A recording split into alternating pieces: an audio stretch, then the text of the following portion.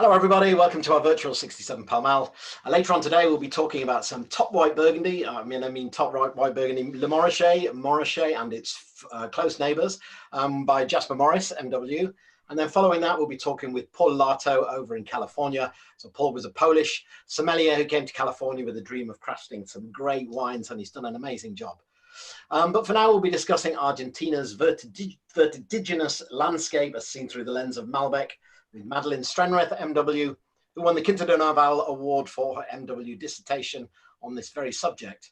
And Madeleine will be joined by Marcelo Belmonte, the Director of Viticulture at Grupo Peña Flor. So please chat away on the side, share with us what you're drinking and where you're drinking it from. And please put your photos on social media with #67FromHome. As usual, we'll have 15 minutes at the end to ask questions. And a big welcome to Madeleine and Marcelo. Hello, both. Hello, Ronan. Hello. So Marcelo, I know you're in Argentina, and Madeleine, are you in London or are you? No, I'm in Sweden. I'm in the cold north. Okay, so we're coming from different corners of the world here. Yeah. It's amazing that we can get it together, huh? London, Mendoza, and Sweden in the forest. Fantastic. Well, I think this is going to be a super interesting subject. So yeah, I'm looking forward to hearing what you've got to say. So thank you very much. Ronan, you've got a lot of Argentines joining the club lately, right? It's been like an incredible boom of Argentina. Yeah, well, we have a great Argentinian sommelier with us, Cecilia. It's fantastic. So yeah, we've been doing a lot with Argentina. Good. So everyone's well educated. So we're not going to give them anything. We're not going to do the diversity of Argentina and all the different regions in terms of varieties. We're going to stick with Malbec. Okay, fantastic. Yay. Good. Well, thank you very much, both. Thank you. So just to start off, I did my dissertation on Malbec. It's funny how you can choose a variety as Malbec as your topic, because it wasn't 15 years ago the hottest topic maybe to choose. But I was a buyer at the time, and I was really, really surprised by, you know, you're traveling around the country and you're realizing you're trying to get your head around the variety and the different styles from the different places. But the more I traveled, the more I realized I got confused. And if you go through, for example, Mendoza, you realize that in 100 kilometers, you travel through 5 different Winkler zones. And it would be about the same as if you would go from Champagne to Sicily. So quite a diversity. So I decided that I would do my dissertation on this and really get to grips and understand the place and the variety. And luckily, I had a really good friend, Daniel P. and Marcelo has joined us today. So Daniel and Marcelo, they did actually 20 single vineyard fermentations of Malbec for me. And I had another 70 wines in the tasting. So it was superb to get to know the place through Malbec. So we're going to be sharing this with you today. And Marcelo is the mastermind. Tell me, Marcelo, how many hectares are you responsible for in terms of viticulture? 6,000, I think? Yes, all the viticulture team. Good morning, everybody. Happy to be here with you guys and with you, Madeleine. We manage more than 3,000 hectares throughout Argentina, different terroirs, all the complete team of viticulturists that the company has. So that is a learning curve every day. So, but you're doing a lot of experimentation as well. A lot of experimentation, not only managing the vineyards, but also experimenting and planting. We will show you pictures later on where some other varieties like Garnacha is planted at 2,000 meters in super rocky granite soils. And you've also planted Assyrtiko in the coast south of Buenos Aires, which is like really strange. You think of Argentina as a mountainous country, of course, but to see the vineyards actually spread along the coast south of Buenos Aires on the Atlantic coast is quite amazing. So you've got both Assyrtiko, you've got some Albarino, you've got Pinot Noir there. So you got a lot of experimental stuff as well to do, right? Yes, of course. I think that you never stop learning. We have a research and development team. We have our own nursery. We are exploring different terroirs. And, you know, there's a lot of trials that we are doing, and some trial and error practices and trial that we need to do to keep improving and challenging our viticulture and our quality of wines, of course. Yeah. So we're going to be sharing the screen. We've got a presentation now. It's not going to be full of bullet points. It's not going to be full of text. So it's going to be mostly maps. I really love maps. Maps, I think, is the best way to learn about a place. And also Marcelo and his team has presented some really, really clever graphs and showing the sunlight intensity. We've got soil analysis. We've got climate from the different regions. So the tasting, for you guys that have the wines in front of you, you got wines from, it's about 1,000 kilometers from north to south, and the diversity of soils and climate is going to be huge, of course. So we're going to be trying to get you back from the glass into the place and understand why the wine tastes like it does. That's going to be the challenge of today. And for the ones that haven't been able to order the tasting package, you probably have a nice Malbec in front of you anyways. So you can join us in the characteristics and the discussion around the style of the variety. So I'll start sharing the screen with this presentation. Does this look good? Yep, we can all see that. That looks great. Good. Okay. So the theme, when I was thinking about the theme, I had to ask someone of the English language, like vertiginous, what does that actually mean? But it seems like the Spanish speaking have really got to grips with this theme as well. So it really, really shows the dramatic of the place, the diversity, and there is a huge diversity we're going to be seeing here. So I'll just click you through to the next one. There we go. So I think I'm going to hand over now to Marcelo to talk about the Andes and the crash of the plates and what actually caused the Andes to be created. Can you give us a little bit of a background here, Marcelo? Yes, thanks, Madeleine. Yeah, we decided to put this first slide because everything in Argentina starts with the mountains. So I think it's a nice picture to start the tasting today. And all the characteristics of the sites that we have in Argentina are explained because of the mountains. And this mountains was formed 15 million of years ago. If you can see in the bottom graph, the Nazca plate and the South American plate. If you look at South America, part of America, Nazca plate moved below the South American plate, just moving around 2 millimeters a year, and that pushed the South American plate up and produced the uplift of Los Andes Mountains. That is a huge mountains. For example, we have the Aconcagua, that is the second tallest mountains in the world, or almost 7,000 meters above sea level. But you can see in this photo the mother rock that gave birth to all the soil that we have in the other side of the Andes. So this map is actually to show the effect of the climate and the temperature. So just a little summary there, Marcelo, for the temperatures. The blue looking really cold. Yes, we really want to show too much data, but if you compare visually, you can see to the left the topography of Argentina, and if you look at the picture to the right, you can see the visual correlation between temperature and topography or altitude. All the blue colors are the coolest part of Argentina, and of course are the highest part of Argentina as well. So it's huge impact of the temperature in function of altitude. You know, other countries in the world, temperature are more influenced by the ocean, how close you are from the ocean, or how far you are from the ocean. In our case, it's altitude that is impacting a lot our temperature variation in the country. Move to this one. Okay, this is just to explain how is the impact of the humid winds coming from the Pacific to the left. You can see Santiago de Chile in Chile and Mendoza in the other side of the mountains. So you have some humid winds coming from the Pacific. All the humidity is dropped at the top of the Los Andes Mountains, mainly as snow. And that snow is very important for us because We use all the water coming from the melting snow for irrigation in the west side of Los Andes. And also this snow in some way feed all the groundwater that we have in the other side of the mountain. So it's very important because in Mendoza it's very arid. All the humid winds coming from the Pacific are dropped in the mountains.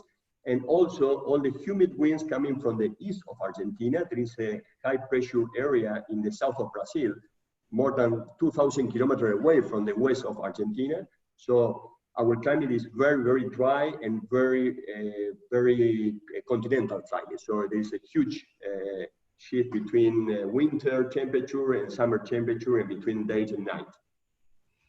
So you really understand the effect of freezing due to snowfall and frost, right? Yes. Yeah. This winter we are really lucky because we are getting a lot of snow in the mountains. We have been going through 11 years of lack of snow and enough snow in the mountains, but this year everything looks very well and very white. In November, when I was flying across the Andes, it was absolutely zero snow. It was like a marble mountain, all brown and beautiful, beautiful colors, but not a single little white, well, how do you say, like a white little patch of snow. So Yeah. very happy for you guys that you got the water back. You need it, huh? Yeah. Okay, a little bit of the different soil types that you get from the mountains. Just 3 types of soil that we can find in the west of Argentina and where most of the vineyards are planted. You have fluvial terraces that are formed because of the flooding of the Mendoza River in this case. Then in the bottom and left part of the screen, you can see the alluvial fan, that is most of the material coming from the mother rock that is in the mountains are moved by the water, and then all the material are settled at different altitude in the alluvial fan. And then in the right side, you can see the colluvial material, in which all the material coming from the mother rock is moved by gravity and then settle at lower altitude in the foothills. So we will taste wines mainly from alluvial fan today, and some of the component of one of the wines that we will taste from the north of Argentina is placed in some part of colluvial soil. So that's. But we can also draw a little bit of a conclusion saying that the higher you go, the bigger the boulders, and then the further down you come in the altitude, then the boulders have been crushed into smaller parts and becoming into gravels and then going into sand and then clay at the bottom. So we will have very, very different soils that we're going to be discussing from these different wines, also depending on the altitude they come from. Yeah, you are right. In the alluvial fan at the top, you can see the coarser material. And you move far away from the head of the alluvial fan, and you can find, as you said, more sand or more silt or more clay at the end of the alluvial fan. Okay, this slide is just to show how long is our production area in a very in a strip located in the foothills of Los Andes, going from north to south more than 1,500 kilometers from the north to south, and we are located 400 kilometers away from the Pacific Ocean. But as I said, we have that big barrier that is Los Andes Mountains that stop all the humid winds coming from the Pacific. And of course, we are 1,500 kilometers away from the Atlantic Ocean as well. So it's a very long and tiny strip in the foothills of Los Andes in the west side of Argentina, where most of the production areas are located. And of course that we will try to make the connection with Madeleine today between the sites and the wines. Why we taste the wines or why the wine tastes in that way is explained because of the climate, the variety, the soil, the geomorphology, and of course the human influence in managing the vineyard and all in the winemaking process. all these factors are what we call or we name terroir. So there's many factors that we will try to summarize this morning to make easier everything. But it's very interesting and very diverse. It will be very clear, and everyone's going to understand everything after an hour with us, right? Yes, I think it's one of the main things here is that in order to express a terroir, you need to have the right variety, and what is the right variety? It's the variety that ripens or according to the climate that you have. So that is very important, is to match the variety to the climate that you have in that area. And Malbec is in the next slide, Madeleine, is the variety that express the best the climate of Argentina. The variety should not ripe too early or too late for that climate. What we like is that the variety start the ripening process at the end of the fall when the temperatures start going down. So we're discussing yesterday with Madeleine, what happened is in Burgundy, were planted Cabernet Sauvignon and not Pinot Noir. Of course, that there is a very close link between variety and the terroir. But you've had a long time to understand Malbec because you got it already in the 1850s. So when talking about Malbec and the way we can often compare with Malbec from other places all around the world, also where it came from in Cahors and in Bordeaux, it's very different because what we usually talk about in the rest of the world, we would say clones of the Cot, or if you think of where it originated, it's been 150, 160 years of adapting to the Argentine place, the Argentine climate, the Argentine soil. But from the beginning, it came from Bordeaux. But then the phylloxera hit Bordeaux and the rest of France and the rest of Europe. And you were sitting in Argentina with this amazing variety that actually came before phylloxera. So it has adapted to the place and became its own variety in some way. And I was quite pleased when I was going through old decanter magazines and looking for information about other Malbec tastings they've done. And when I saw that Cahors, the organization, the producer organization, had actually started to import Marcel selections of Malbec from Argentina to start planting in Cahors. I thought, first of all, wow, amazing. You're starting to work together, and then realizing that the parent material of the variety is actually in Argentina. Quite a story. Yeah, it's a very nice story, and our Malbec is different to the Malbec of other sites in the world, and that is because it was introduced, as you said, Madeleine, before the phylloxera crisis in Europe. So we have a huge genetic diversity in our Malbec, and it's different than the Malbec or clonal material that you can find in other countries, or for example, France. We don't use clones. We use our own muscle selection of Malbec. Malbec, one of the main issues for Malbec is the coulure. Probably you know that what is coulure, but Malbec is very sensible during bloom time, and sometimes it's difficult to fruit set, so you can have very light cluster weight in Malbec. It's very sensible to weather condition during bloom time. So it's very critical for Malbec to find the right place to grow Malbec. It's very sensible to coulure, and that's why Malbec was not replanted in France, in Bordeaux mainly, after the phylloxera crisis in the same extent that was planted before the phylloxera crisis. It was because they have to deal with low production with Malbec. So the selection of Malbec in France or in Europe was, the trend was to improve the coulure issue and to develop material that can fruit set better.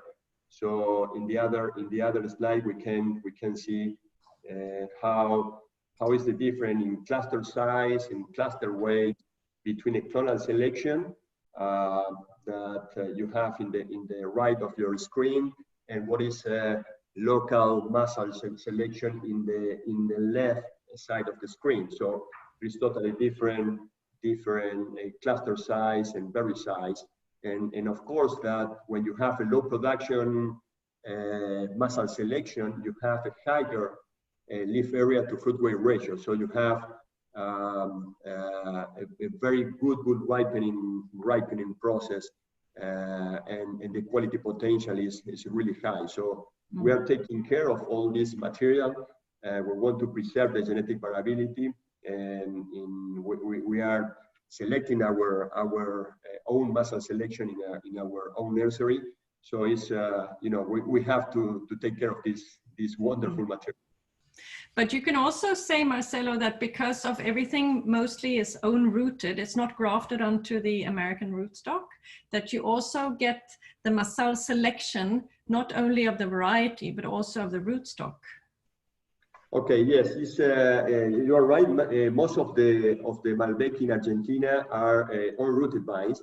However, the new plantings, we are using some rootstock and trying with rootstock and trying to understand and learn more about the rootstock used in Argentina. But most of the Malbec here are unrooted vines. So this means that all the root system genetically is also quite diverse. So that gives you a more complexity in the ripening process in a block.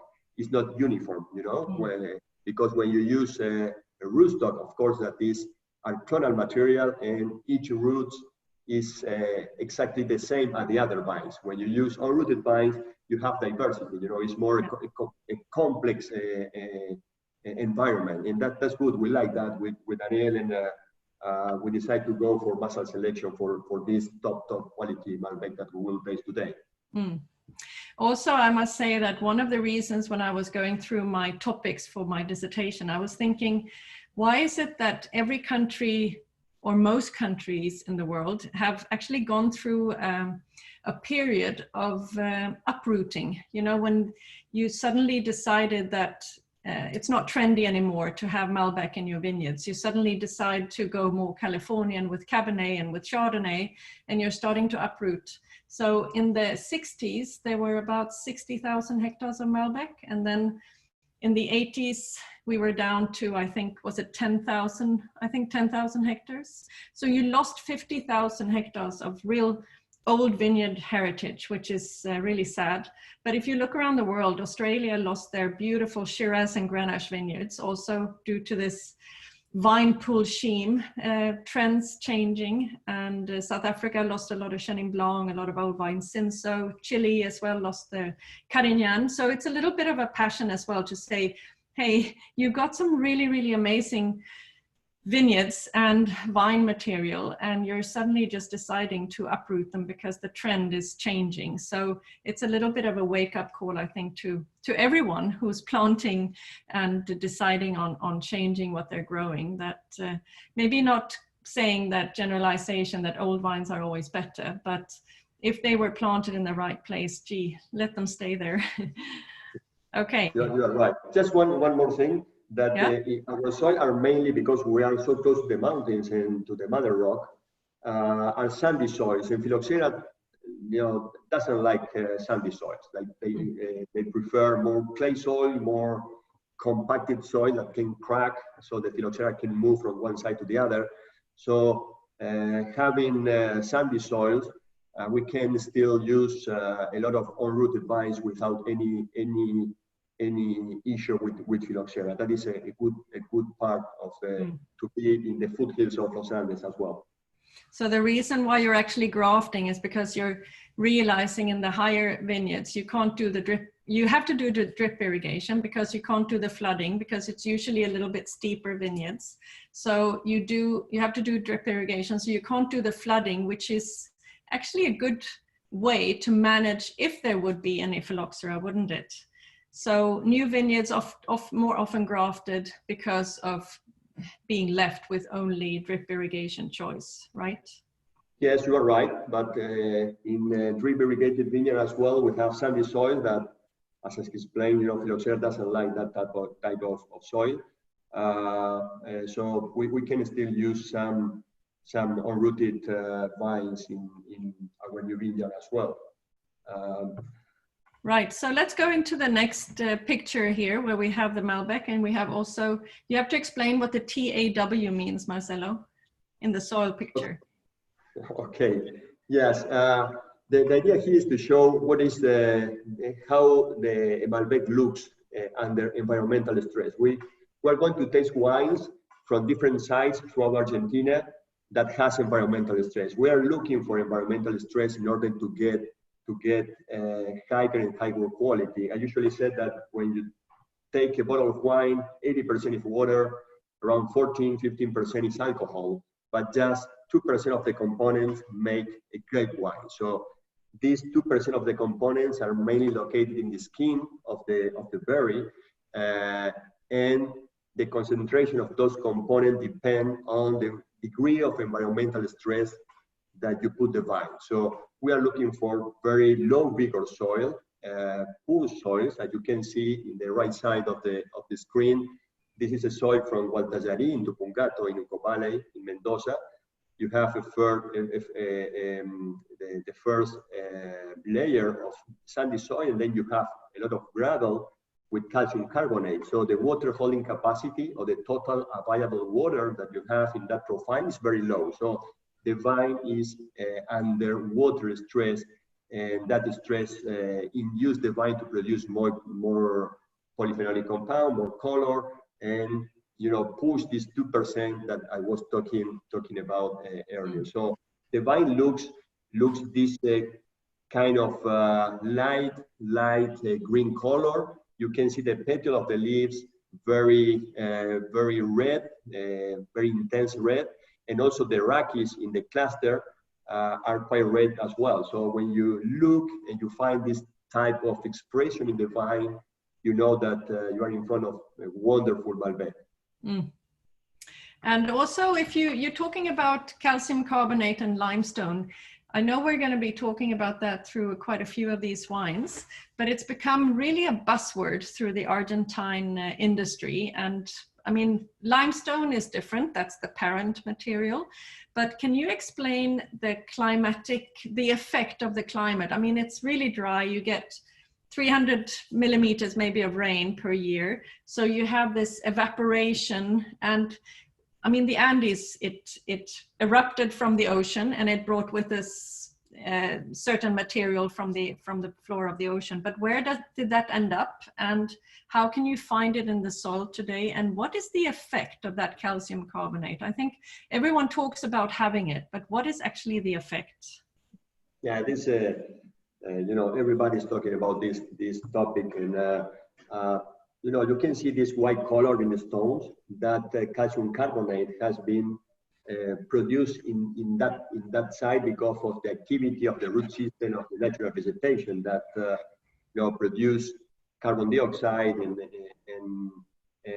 react with the calcium of the soils and start the accumulation process around the rock. So the higher the percentage of the rock with this white color means that it's an older soil, because all this accumulation of calcium carbonate needs times to accumulate. So the oldest, from the geological standpoint, is that soil. The higher is the calcium carbonate content that he can produce in the same site. It's totally different from that soil that are coming from limestone mother rocks. That mother rock, give this kind of primary type of soils. This calcium carbonate has been accumulated in the same soil with time, and usually you need a kind of tiny silt or clay layer in order to accumulate the water and start all the process. And of course, this soil with high calcium carbonate, from the nutritional standpoint, induce some restriction in the nutrition of the vine, mainly magnesium and other micronutrients that put a little bit of stress, nutritional stress in the vine. That's why the vines looks with this pale green color and not this strong green color that you can find in more deeper soil or richer soil. So there's a balance, I'm sure, where the percentage of calcium carbonate becomes a little too high for the vine to stay surviving. But the balance where you find these vineyards where you have enough calcium carbonate to give the perfect amount of stress, you will have also an effect in the tannin quality of the grapes? That's a good question, Madeleine. My hypothesis is that the calcium carbonate probably is affecting more the pH of the mast because the calcium competes with potassium, entering into the root system and the vine. So usually you have a better lower pH or the acidity of this mast are better in this type of soils. So we are looking for this low natural pH in the mast around 3.5 more or less. And for me, the texture of the tannin are more related with the rock contents that you can see in the photo there that induce more stress and higher quantity of tannins in the fruit and therefore in the wines. And this combination between tannin and acidity or pH give this sensation of grapey tannins that you can taste in the wine. So you know that how you taste or the perception of the tannin is pretty much affected by the acidity also of the wine. Now we're going to be having a few of these wines for you guys that have had the package delivered to you. You will see that there's a few of these wines that you can actually say that there's a chalky sensation of the tannins on your palate, and it's quite amazing.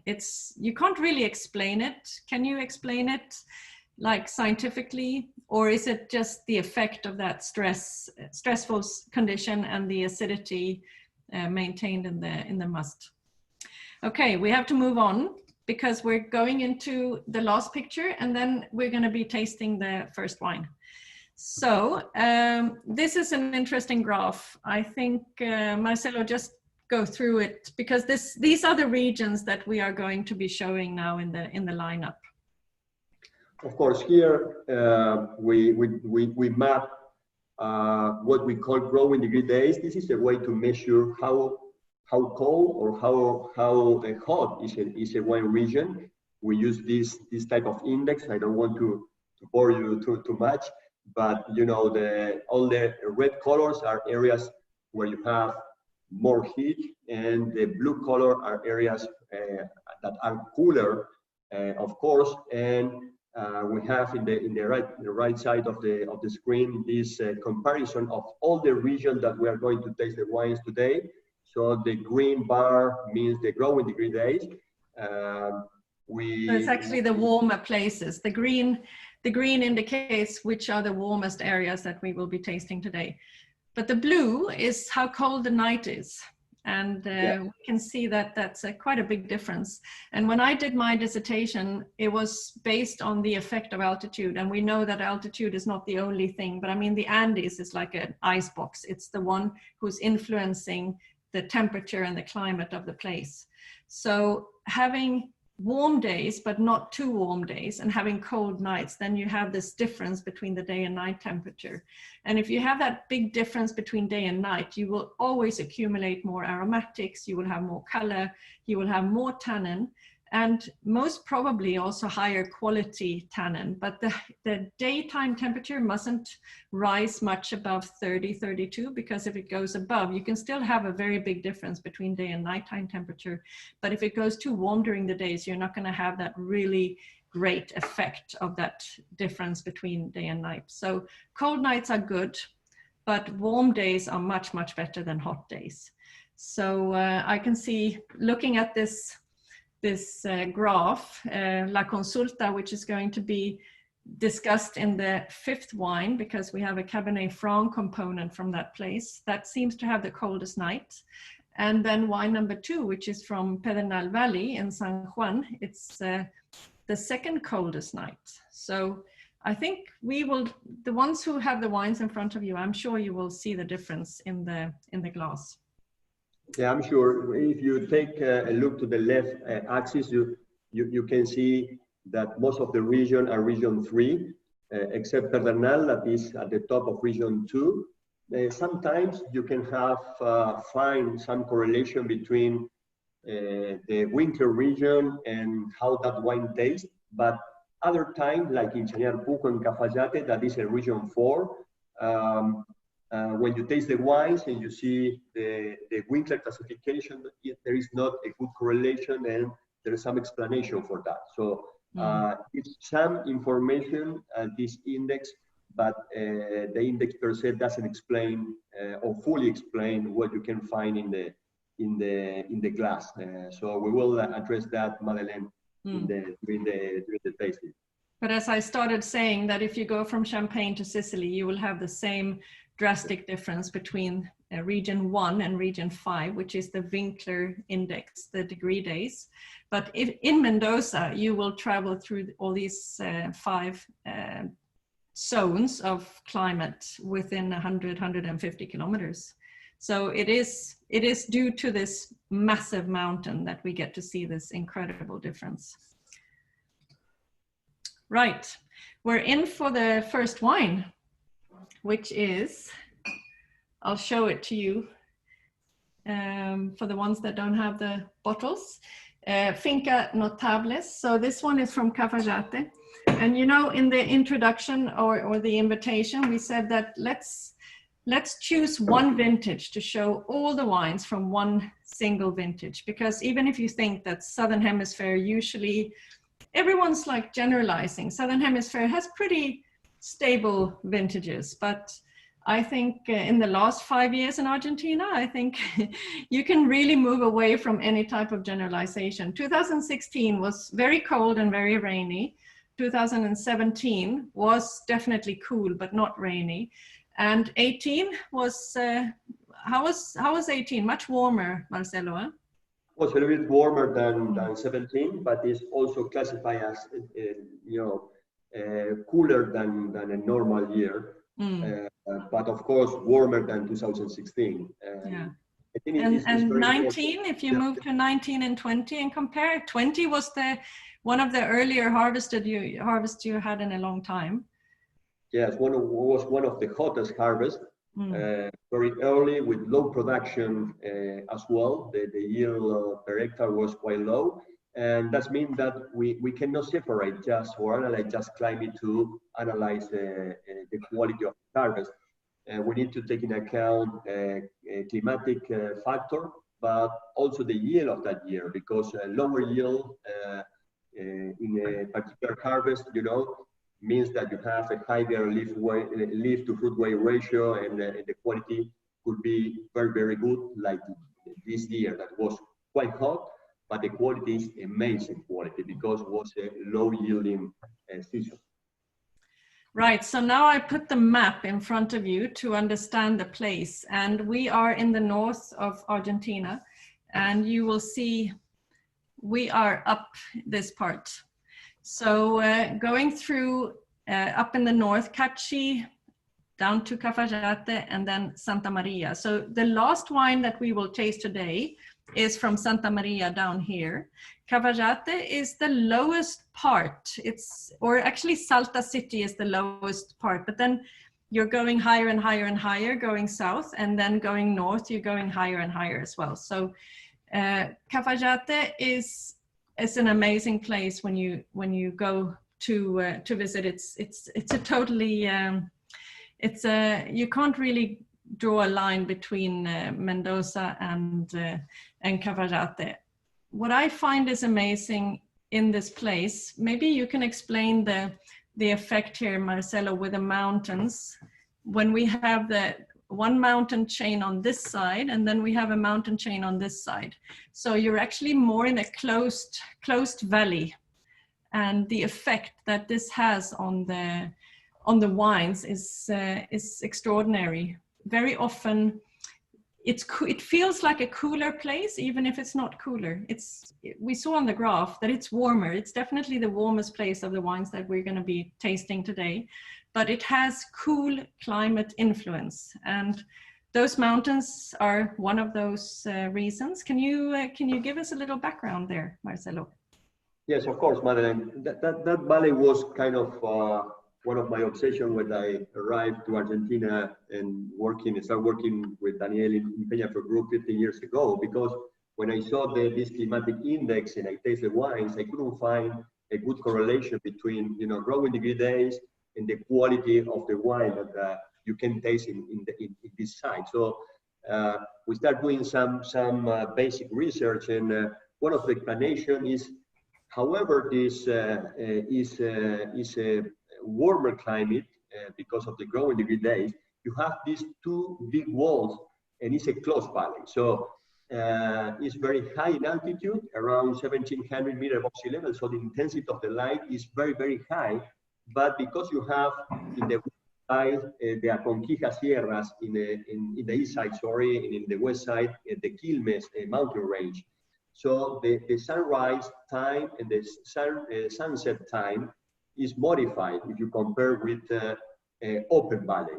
So the sunrise time occur later in the morning, and the sunset time occur earlier in the afternoon. So this reduced radiation explain the intensity of the color that you can find there, and is a very unique wine. And also this growing degree days accumulation depend on the maximum and the minimum temperature. So the maximum temperature in the valley are not too high.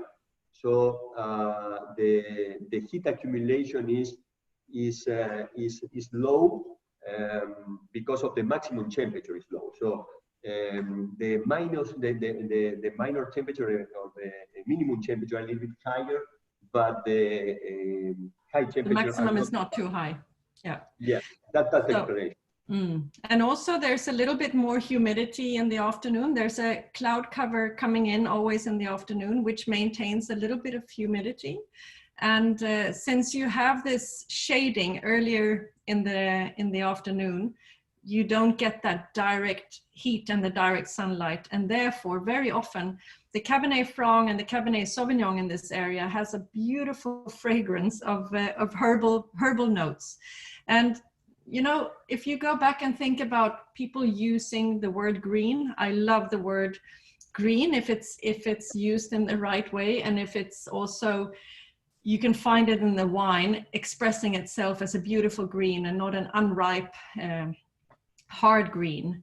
But in this wine, for anyone who has this in front of you, you will find that there's a herbaceous character, which is absolutely gorgeous. It's not green as in aggressive, and it's not unripe. It's definitely ripe, but it has a really, really strong lift on the nose. And that's very, very obvious also because of that coolness of the like losing out on the heat and the sun in the afternoon.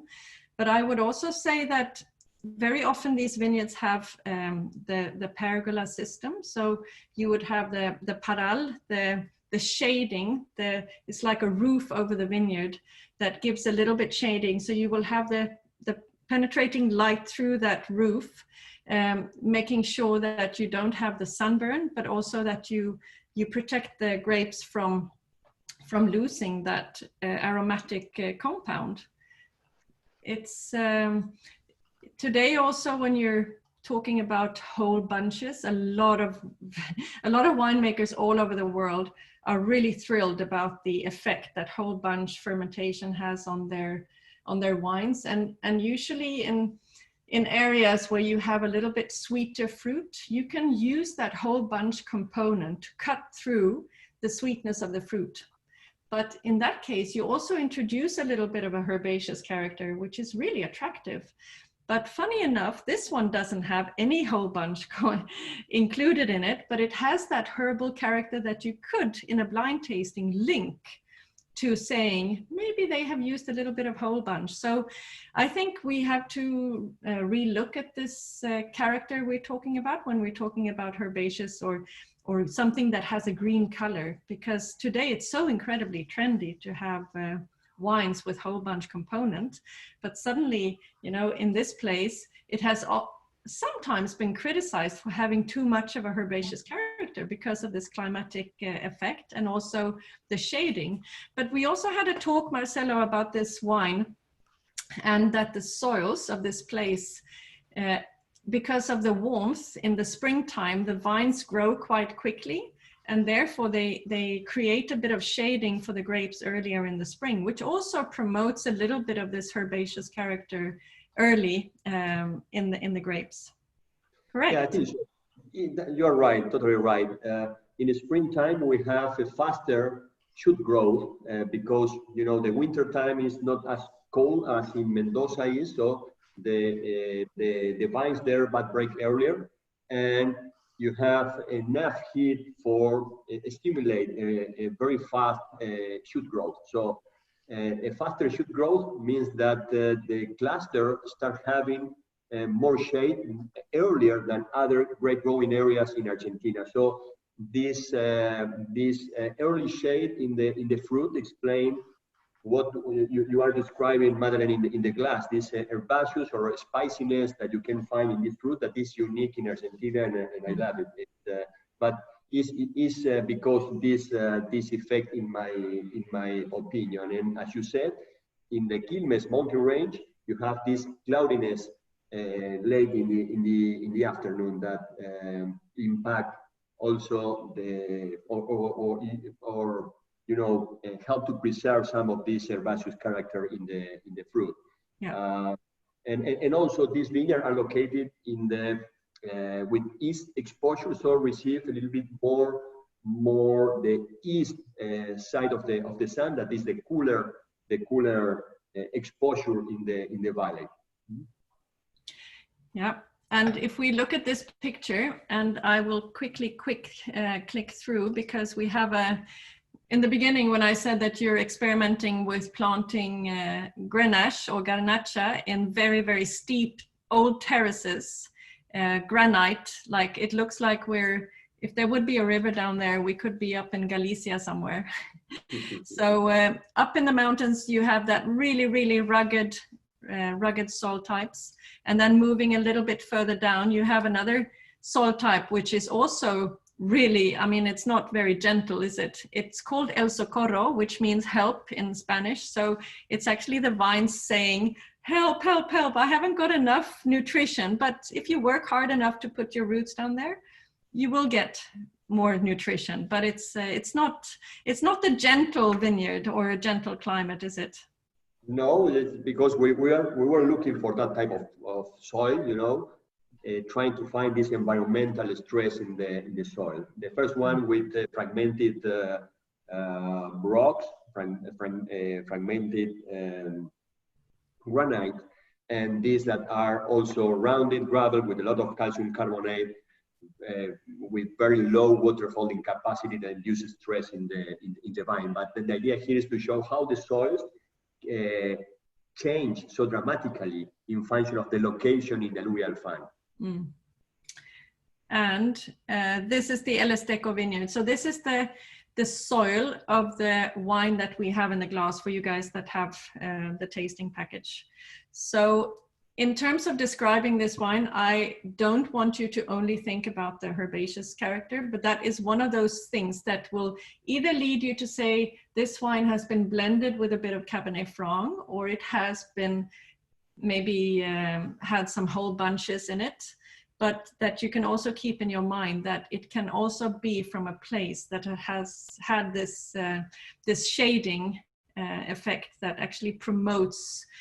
It's not pyrrhocine, but it's I mean, Cabernet Franc, Merlot maybe as well, you will get a bit of pyrrhocine, but in this case it's Malbec and it doesn't have the pyrrhocinic compounds, but you can have other compounds that give you a herbal character. But it's also very floral, it's very perfumed, and it's the soil. If you look at that picture, you see the soil is a little bit, it's more sandy and it's not as rocky as those sites that we were looking at further up here. They had much more stone and rock, and here it's more sandy.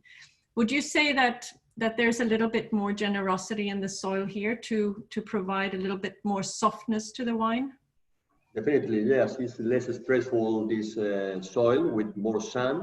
It's quite deep. It has just less than 10% of small rocks on it. So this give a probably more elegant type of wine, probably, Madeleine. and this fruit character are coming from this less stressful condition. We will find a little bit of connection with other wines that we will taste later, and this type of more deep and sandy soil and the impact of the in the wine. Excellent. So let's move on to the next wine, which is, we're going to move into a region called San Juan, which is, how many hours would it take you to drive from Cafayate down to San Juan to Pedernal? 6 hours? Yeah, probably a little more. They are around 700 kilometers away to the south, moving to the south of Cafayate, reaching this amazing and beautiful valley. For us in the technical team, winemakers and viticulturists, we think that this is one of the, I don't know, second best valley for Malbec in Argentina for sure. When was this area planted? Because it's quite a recent area. Because when I think of San Juan, going back to when you're studying diploma or master of wine, whatever you read, it says that San Juan is a region of producing grapes for eating and raisins and big volume, and it's not the sexiest region of Argentina. But I've realized that when I taste Malbecs from different places around Argentina, when I taste Pedernal, I go absolutely crazy. I think this has got the, when you think of all the different places in Argentina, they have the name of the political department. So San Juan, you generalize everything within San Juan.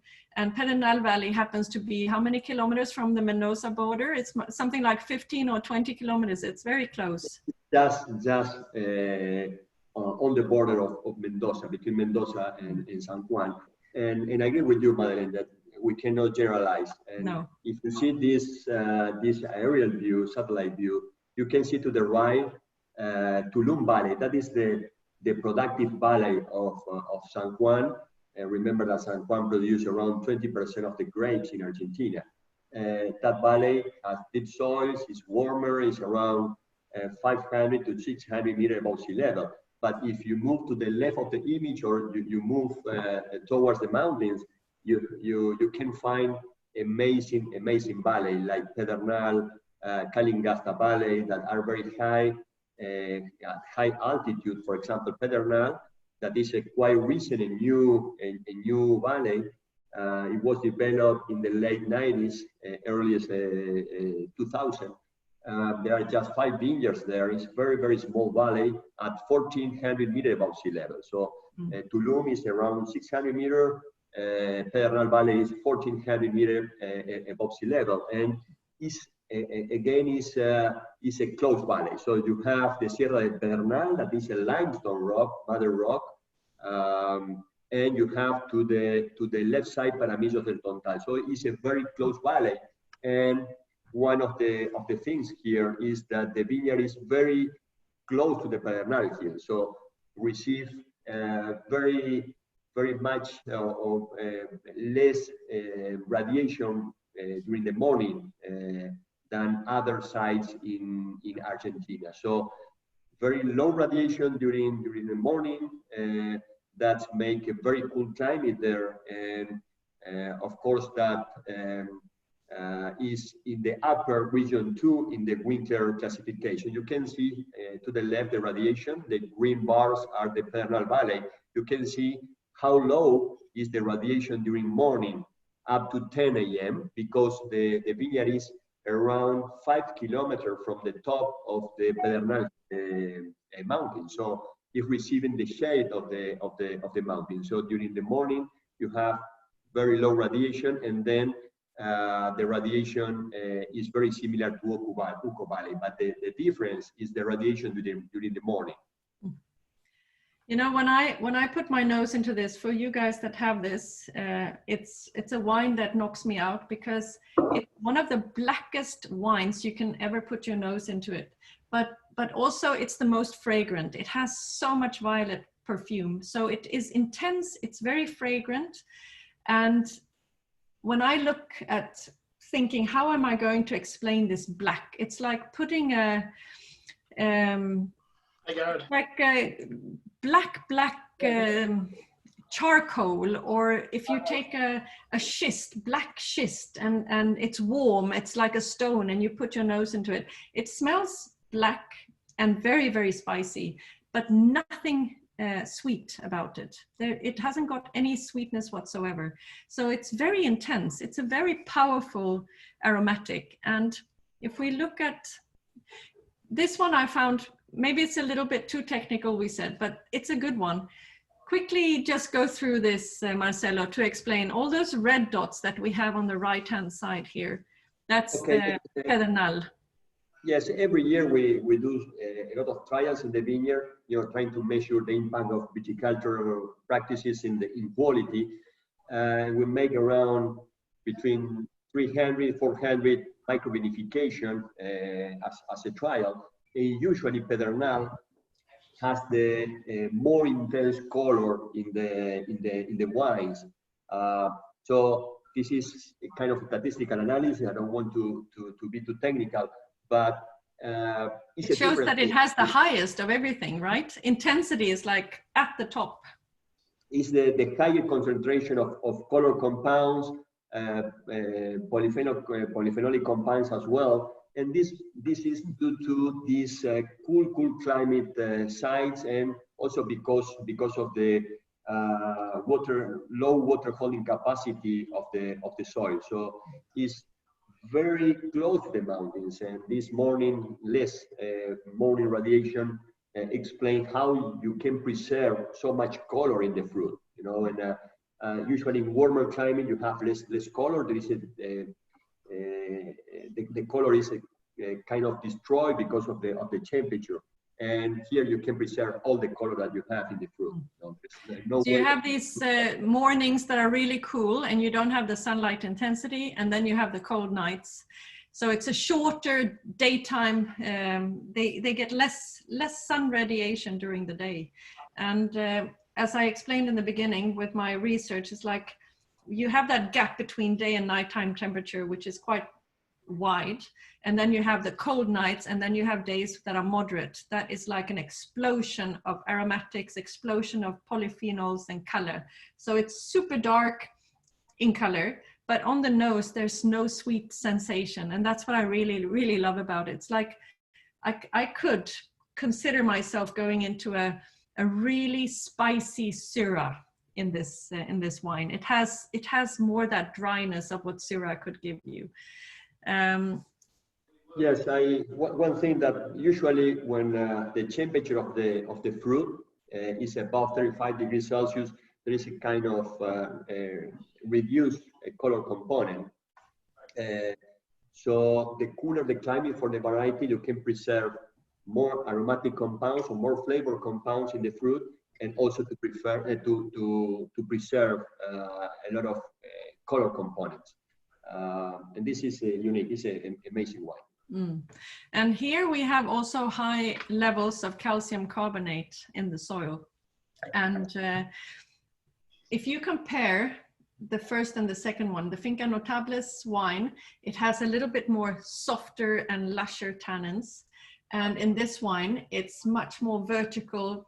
You feel the acidity is just cutting through the wine, and it's like they come from two different worlds. Tannin quality here is much more serious. You can feel the power and the ageability of this wine.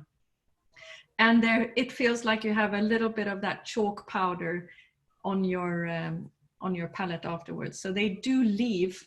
It's not, you can't explain it logically that it leaves a bit of chalkiness in your palate because there's chalk in the soil, but it has an effect. That chalk has an effect on that tannin, the style of tannin and the quality of tannin. Super interesting wine.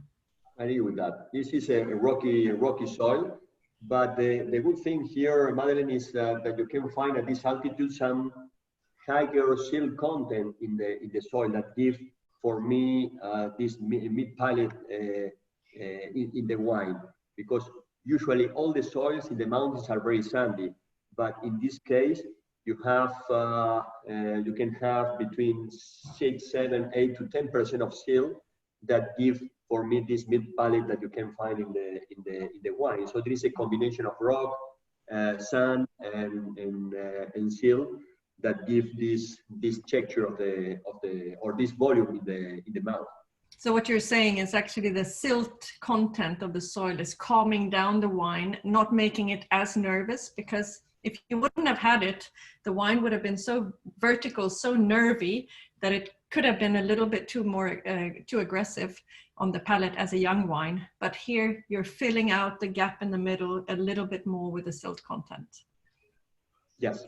Yes, and we will find some similarity in the soil with the last wine that we are going to taste this morning, that has also a quite good silt content for mountain soils, you know, and for me give some volume in the wines when you have this type of soil. Yeah. Okay, moving on. I think we're doing okay time-wise, even if we're not going to match an hour. But we've done most of the work on the soil and the climate and everything in the beginning. So we're moving into Mendoza, and this picture is a beautiful picture. This is Los Árboles, isn't it, with the big stones? Yeah, it's a beautiful vineyard, very close to the mountain. Yeah. And this is a little bit of an explanation just to see we're traveling. If we go from Mendoza city down to Uco, we are going towards the mountains. So going towards the mountains means we're going higher, and we're getting definitely a strong effect of the mountains, the cold, the temperature difference. And what I've always found very confusing about Valle de Uco or Uco Valley, which is this area here, is that they are named in 3 different departments. So we have Tupungato, we have Tunuyán, and then San Carlos. So there are 3 different political departments. And therefore, you think that maybe you can generalize that Tupungato has a certain style of wine because it's further north, and Tunuyán in the middle, and then San Carlos in the south. But if we look further, you see this is the same dividing of the 3 departments with the Tupungato, the Tunuyán, and the San Carlos. But you see that the Hualtalari, for example, which is a subzone of the Tupungato in Uco, you can go from vineyards here 1,600 meters above sea level down to 1,100 meters. So meaning that the same subzone has 500 meters of difference. And this is what I said from the beginning. As a buyer, you come and visit, and then you say, this is Hualtalari. Okay, but then why don't I see a style of Hualtalari? Because it's 500 meters difference between the highest and the lowest vineyards in the same subzone, and therefore it's very confusing. So I think you'd rather think of style going like this, going along the mountains, because this is the highest part of the region, and this would be the lowest part of the region in terms of altitude. But then we have a different effect also going further south, because we have the latitude effect. So it's sorry, did you say something, Ronan? He's talking, but not to us, I think. Okay, so it's super interesting to see how the whole of Uco Valley has started to become more and more divided. And if you think as an end consumer, you buy Valle de Uco, it can come from anywhere here. But if you buy something from Hualtalari, then it comes from here.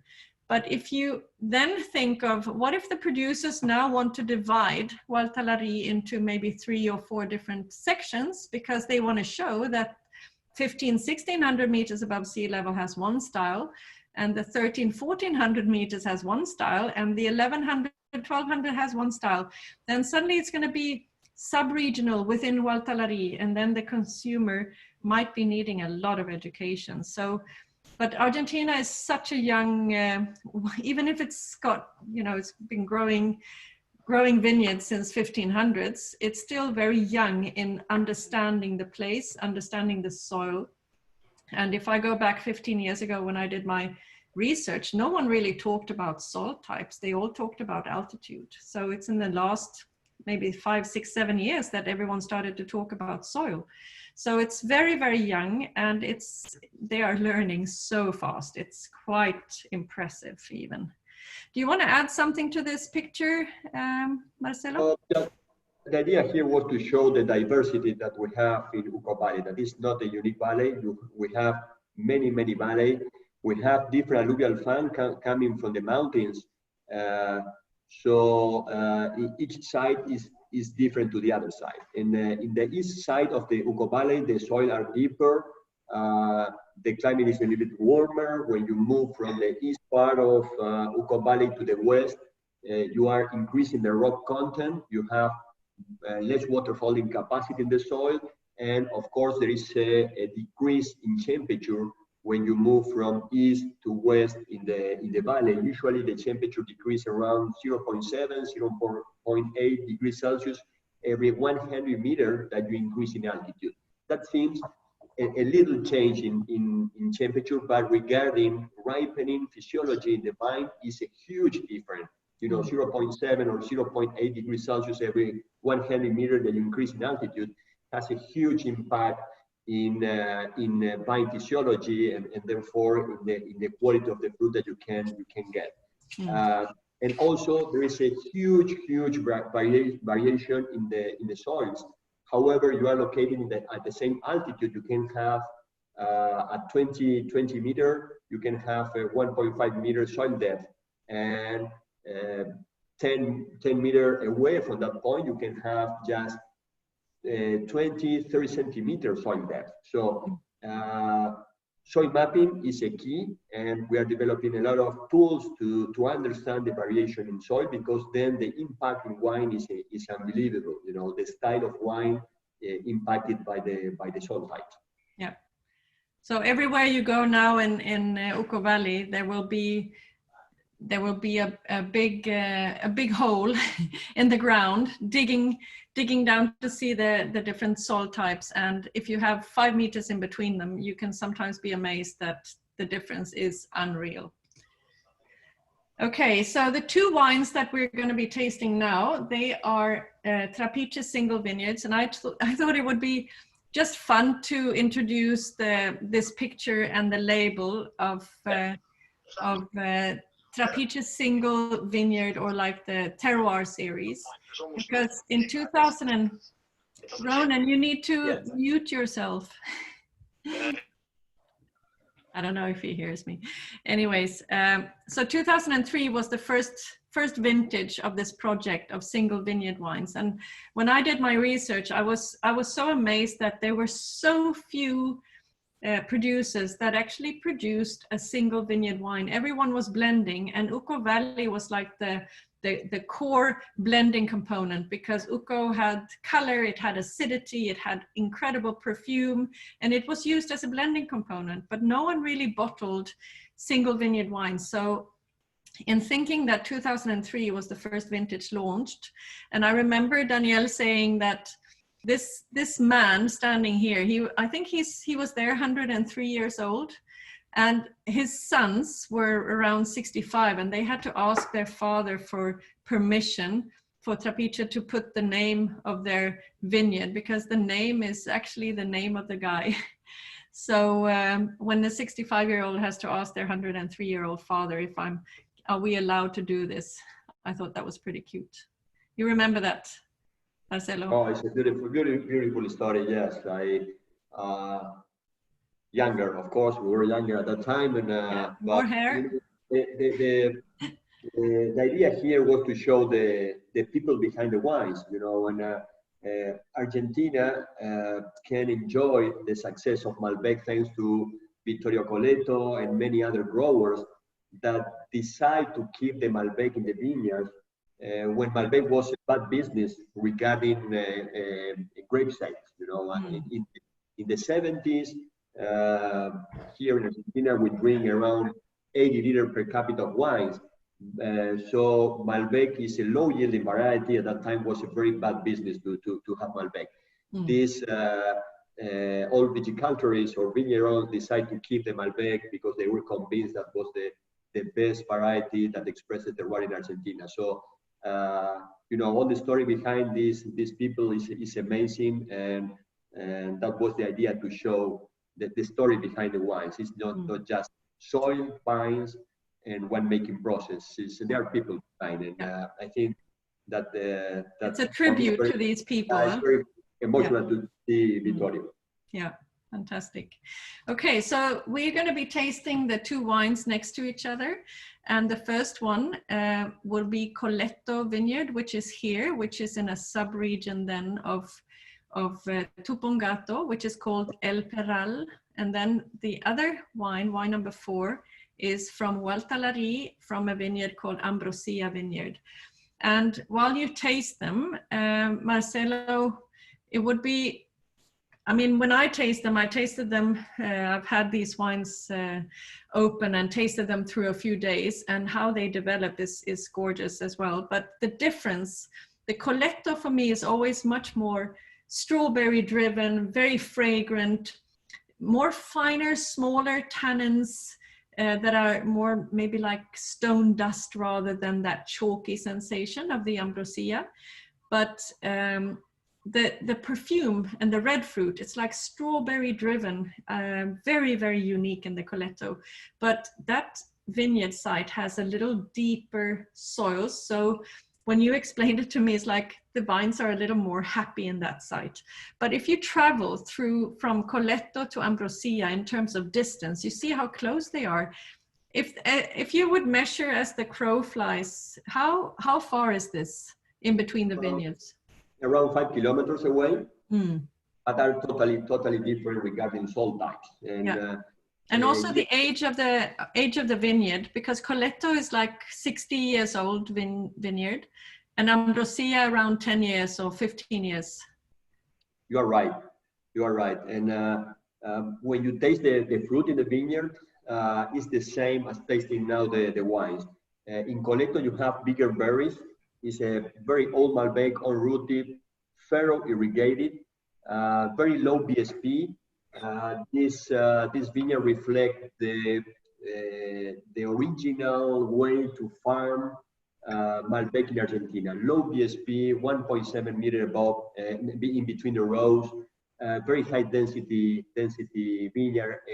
You know, Colletto is from Italian heritage. He came from Italy, so there is a huge impact in the knowledge of European viticulture in the way he planted and managed the vineyard.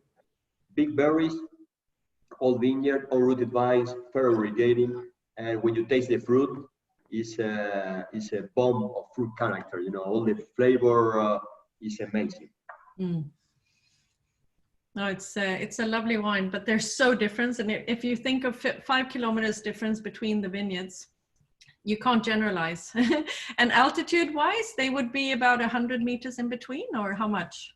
Yes, it's around 100 meters of difference. So that's been that Ambrosia vineyard is a cooler climate. But if you see the Colletto vineyard location in this image, you can see the contour lines that are the red lines.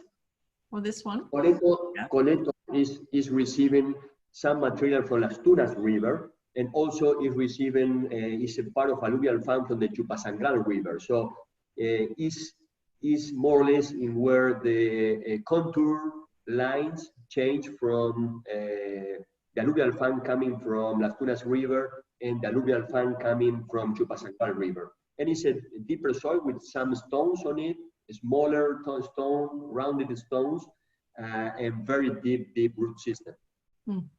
And temperature-wise, between these two vineyards, Ambrosia will have a little bit cooler in the night, so a little bit colder nights, but similar daytime temperatures, right? Yes, you're right. Yeah. Cooler night temperature, lower growing degree days in Ambrosia. Remember that 100 meter in difference means that Ambrosia should have across all the growing season around 0.7, 0.8 less degree Celsius during all seasons. So are close, but are different. You know. And when I taste these two wines next to each other, for me, Ambrosia has a little bit darker fruit than the Coletto, but it has a combination of purple fruit and red fruit. It's also very, very driven by the violet fragrance. But on the palate, I always think that an older vineyard should have a more denser palate. But here, it's a little bit the other way around. The Coletto feels a little lighter and a little more lively, where the Ambrosia is more serious and the tannins are a little more firm and nervous, but at the same time, the Ambrosia palate is broader than the Coletto. So when we talk about old vines and young vines, when we had this discussion, for you, an old vineyard is more giving you the stability across the seasons and across the vintages, that it doesn't react as quickly to temperature differences, or if it's suddenly very cold or very hot, because it has its stability under the root, like in the root system, where a younger vineyard is a little more influenced by the fluctuations between the vintages. But being Ambrosia, it's 15 years old, so it still has established a really good root system. So therefore we can't really say that it's suffering that much. But palate-wise, the Ambrosia has a totally different tannin structure, and it has that chalkiness on the palate again, which the Coletto doesn't have. So funny enough, the vineyard doesn't have that much calcium carbonate. It's deeper soils, richer soils, and Ambrosia has a much higher percentage of the calcium carbonate. So again, we can somehow feel on the palate that effect of the soil. Do you feel the same? Yes, I agree. Ambrosia has more stressful condition in the soil, more gravel, thick layer of calcium carbonate, more shallow soil, so the vine is under higher water stress. And remember that a higher water stress induces the vine to produce more tannin, more polyphenolic compounds, and also the acidity given by the calcium carbonate content of the soil make this perception of grippy tannins that are unique from Baltasari. And of course, Coletto is an older, 60 years old, 58 years old vineyard. It has long legs, it's a very, very deep root system that make or increase the buffer capacity of the vine to undergo these different stress, like soda winds or very cool climate or hot spells, or can give you, as you explained very well, Madeleine, more stability regarding environmental stress than the other vineyard in Ambrosia. I put this picture up now because I thought it could be interesting to see this Coletto, which is the wine number 3, the deeper soils. And then if we move to the Ambrosia vineyard, where you see there's a totally different soil structure, and the white, you see the calcium carbonate is very strong. You want to add something, Marcelo, to this? No, this vineyard is around, in the west side you can see, this is an image of the last week that we took with the drone, so you can see how the snow in the mountain at this time in Argentina, so it's a beautiful, beautiful image. Is around 20 kilometers away from the head of the alluvial farm. So it's quite far. You can see the mountains quite far from the vineyard. We will see another vineyard that the mountain is much closer to the vineyard. So we are around 20-25 kilometers away from the head of the alluvial fan. And this part of Baltasari is unique, because they have a very high calcium carbonate content in the soil. Although the calcare is very high in this area.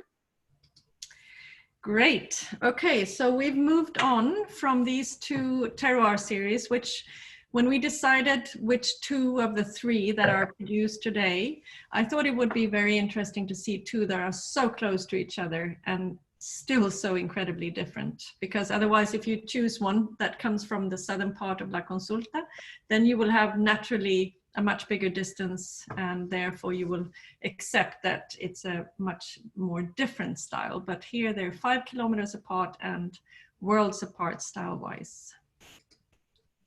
Okay, so La Consulta I mentioned now, it's the furthest south we go into the Uco Valley.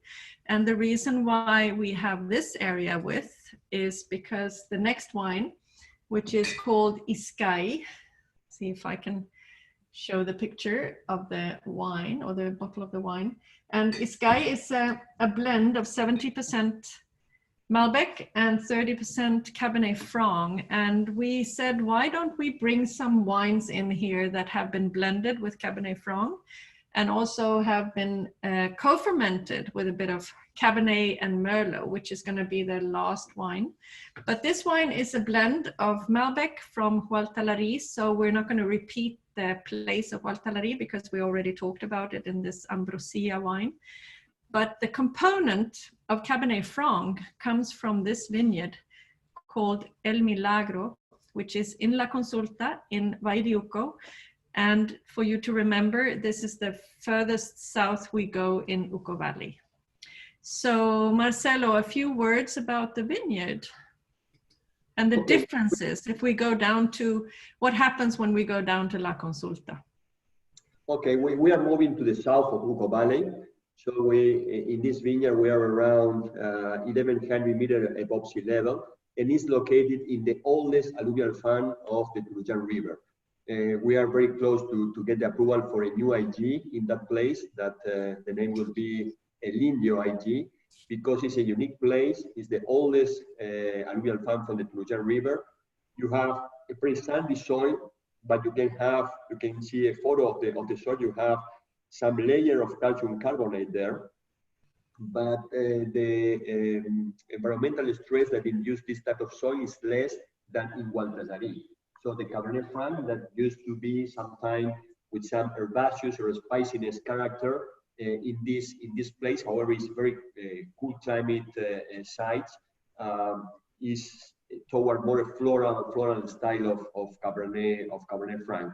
And the raw orientation has been planted following the slope of the alluvial fan, trying to match raw orientation with soil variation. So this is something that we are working a lot in raw orientation in some places to avoid excess of heat in the fruit, and sometimes we just choose the raw orientation trying to match soil variation with raw orientation, so you can have a more uniform fruit ripening throughout the complete row. So in this case, you can see the row facing the head of the alluvial fan coming from the Turujan River. So when I think of Malbec and the people that are talking negative about Malbec, they would say that Malbec has a sweet sensation. It always has a sweetness. And I think many winemakers today have used the whole bunch fermentation, picking earlier, making wines with less oak as well to reduce the impact of sweetness from the oak. But I think this idea of either blending with Cabernet Franc or co-fermenting with Cabernet Franc is super clever. The only thing is when Malbec ripens and Cabernet Franc ripens, how much difference is it between, I mean, if you would think co-fermentation, Marcelo, then you would want them to ripen at the same time, right? Otherwise, you're going to have a big gap, or you're going to pick them from two different places that have a natural ripening process that you can pick them at the same time and they will both be excellent in terms of ripeness. But which one of them are picked the latest in the Uco? No, usually Cabernet Franc is picked a little bit later than Malbec, but not too much late. You know, of course, co-fermentation, you have a logistic issue, Madeleine, as you said. Yeah. And probably, you know, co-fermentation is, in simple word, probably is a more refined field blend. You know, and very old vineyards throughout the world that you have some mixed variety in the same block. They used to be picked at the same time. So co-fermentation was like a natural not the one making technique, because it was a field blend. You know, you have there the different variety in the same block. When you have two different blocks from each variety, each of the block, you can choose when to pick, and then decide to co-ferment them and to complement, you know, polyphenolic profile, and usually you can have an increase in color expression as well.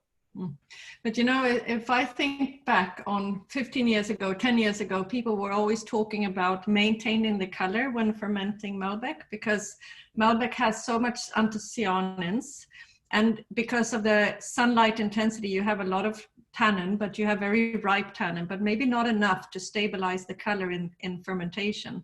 So a lot of people were always talking about using oak chips or oak in fermentation with the Malbec, because they wanted to maintain the color. So it's like stabilizing the color.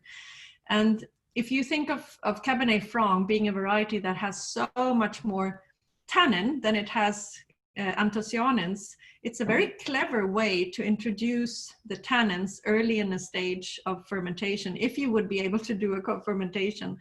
So I'm just thinking how you can bring those tannin into the combination of the fermentation without risking of losing the color, but also introducing a tannic variety that can bring the strength of the tannin into the Malbec to make it a much more linear wine than having the sweetness. And it's instead of thinking of using the whole bunch, because that also brings the tannin, but it can also bring you a little bit of the green note.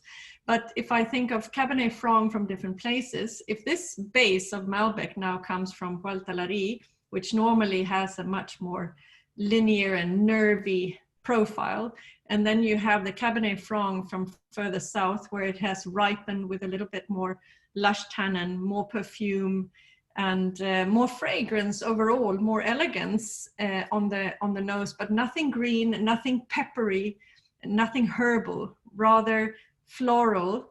Then those two make up a beautiful combination in this wine. And I know also in the past, when the wine used to be a Malbec Merlot, and today it's a Malbec Cabernet Franc.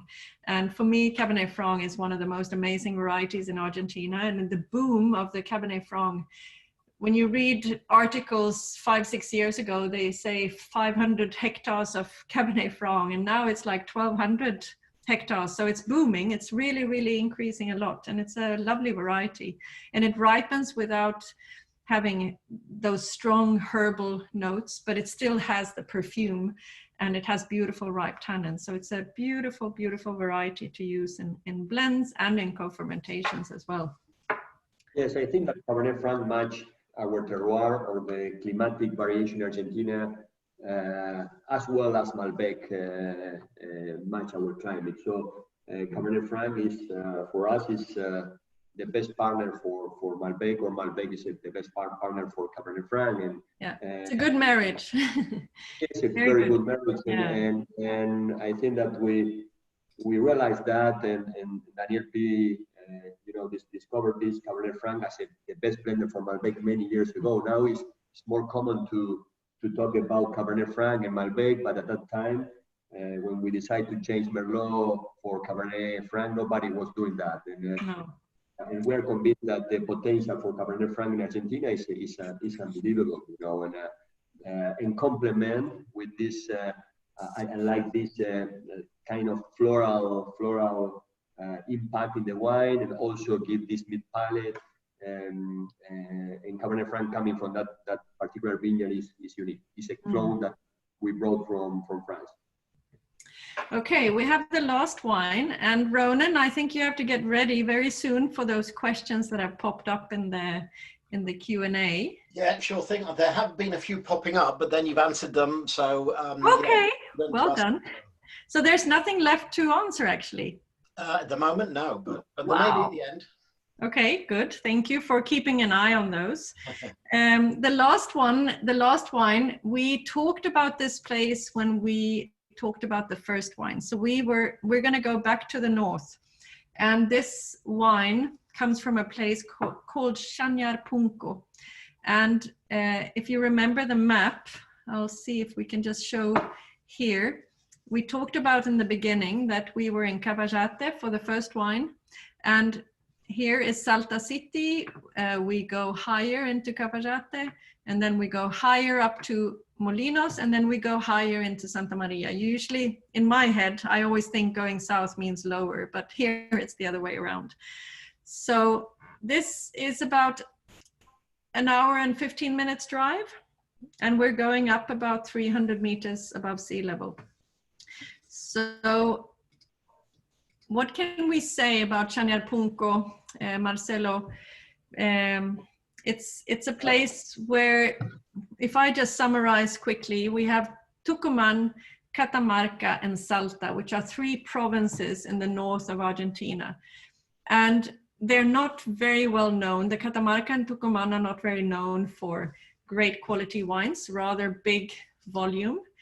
And they have sometimes been, you can find on labels, which is sometimes confusing, because those 3 areas that I mentioned, they're all political departments. So that has nothing to do with the terroir. But Calchaquí Valley is the region that we bring in. These vineyards are summarized under Calchaquí Valley. So it's a little bit confusing when you talk Catamarca, Tucumán, and Salta. But Calchaquí, I would say, is the place that we should talk about, because that's the valley where you will have most of the vineyards from the north being included in, right, Marcelo?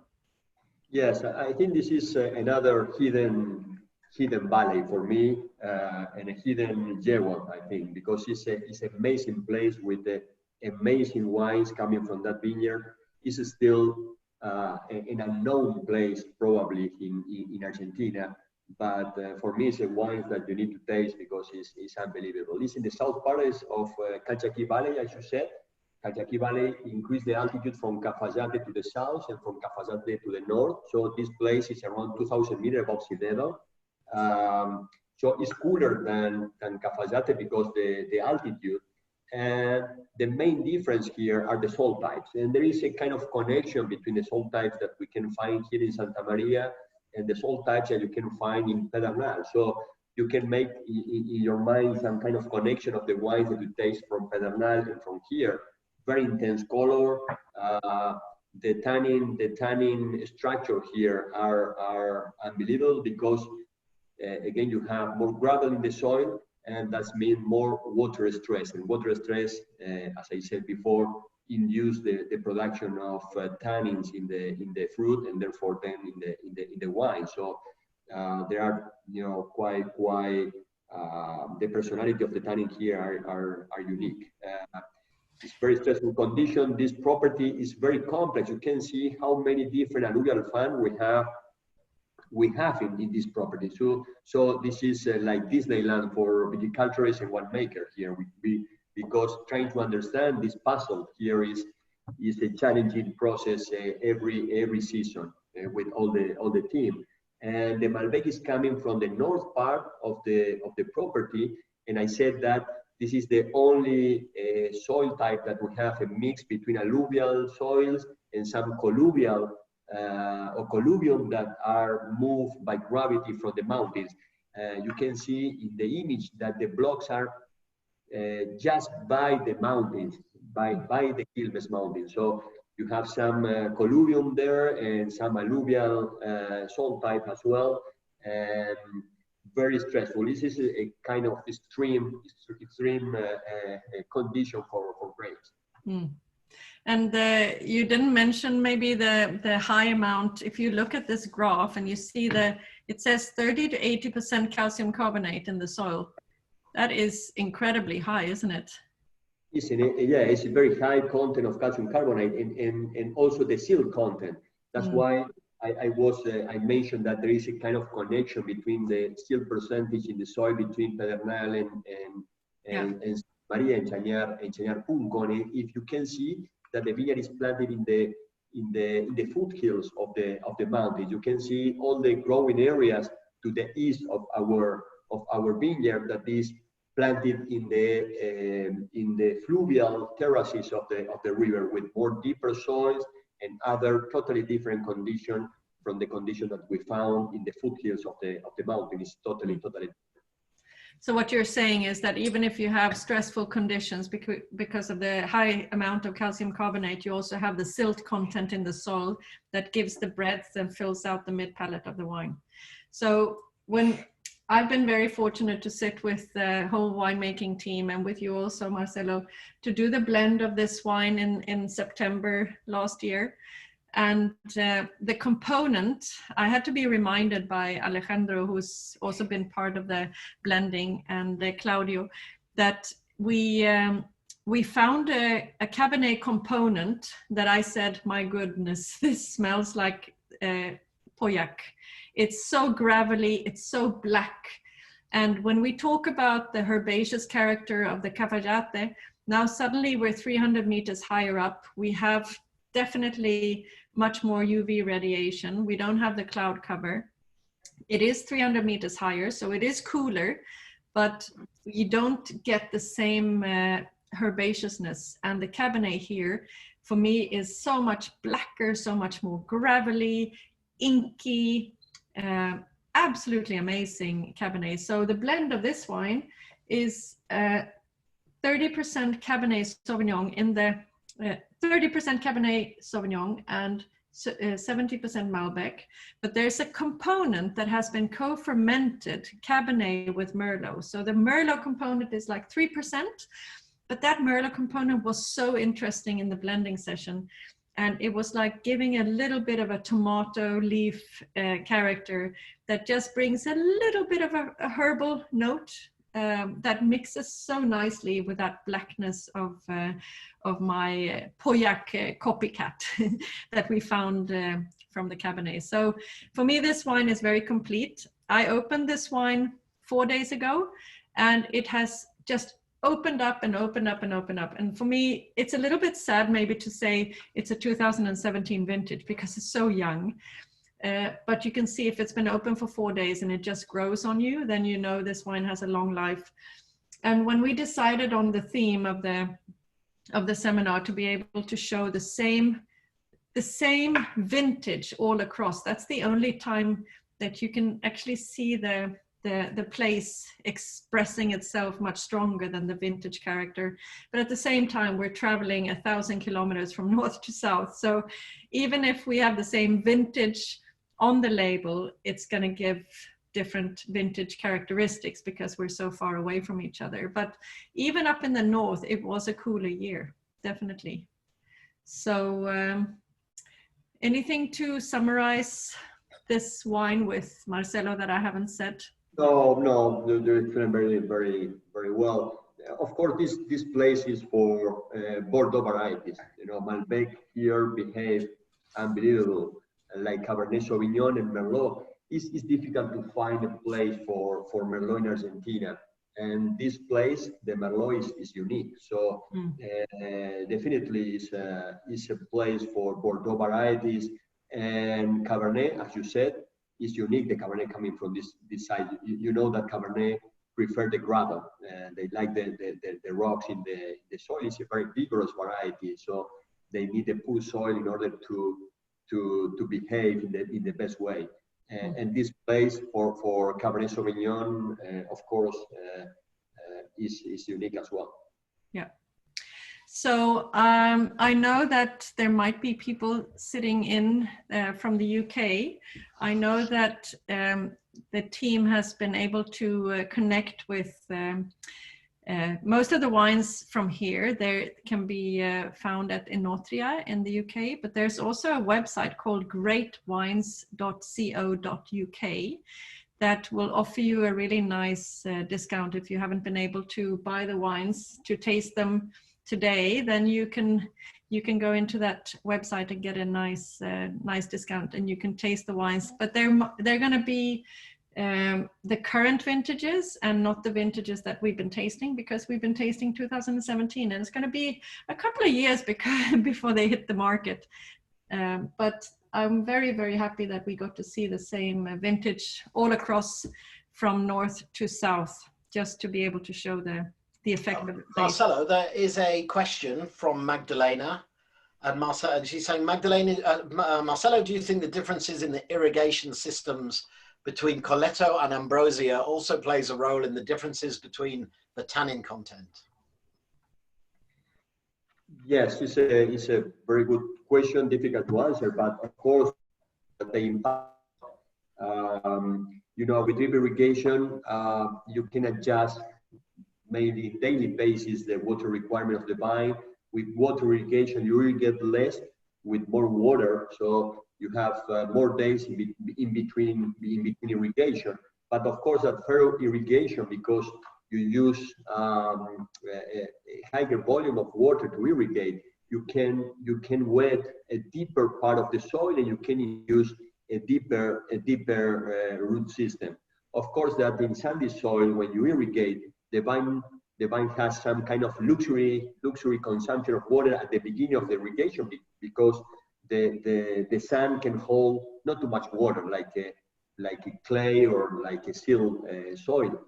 But of course, that the water relation in the vine is different if you irrigate with furrow irrigation and drip irrigation. So the impact in polyphenols and tannins are different, and it's a very good question, but the answer is yes, there is an impact.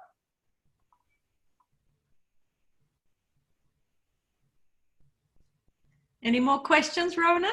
Just one more. Alex Jardine was saying, what is the website in the UK that sells these wines at a discount? Okay, so it's greatwine.co.uk, and it's available the rest of the week. And there's a code that you should use that is 67 Pall Mall 10. Did you get it? Yep. Yep. So there's a nice discount of 10% if you want to buy just a single bottle of something, but if you buy a case of 12, they give you 20% discount, so they're very generous.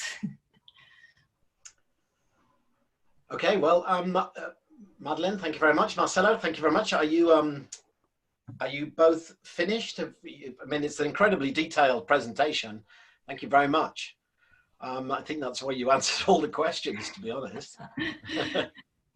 Yeah, well, we did. You're going to run a Burgundy one now, aren't you? We are waiting for Jasper Morris in 3 minutes. Yeah. Tell him sorry that we maybe ran a little long, but I'm sure the people will just sit there and just enjoy every word he's going to be saying. Yeah, well, thank you so much, both of you. Yeah, fascinating. I think that's something you can go back and watch the video several times to absorb all of that information. But yeah, it's very, very good. Thank you, Ronan. Thank you, Ronan. I'm very happy. Thanks everyone for watching, and thanks for getting the wines in front of you if you did, and if not, then you have another possibility to get hold of them if you're in the UK. Okay. Thanks, well, thank you very much both. All right, good night. Ciao. Thank you, bye-bye.